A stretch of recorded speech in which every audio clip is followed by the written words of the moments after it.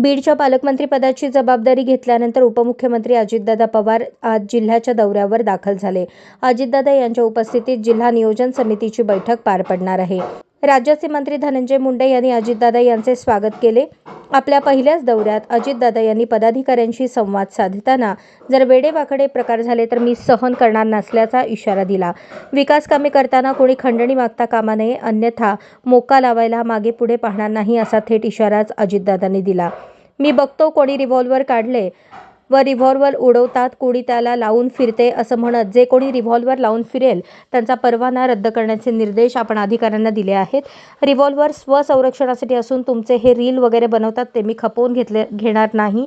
मी सर्वांना सारखेच नियम लावणार आहे. कोणावर निशाणा साधायचा नाही, पण बदल झालाच पाहिजे असा आग्रही सूर अजितदादांनी आवळला.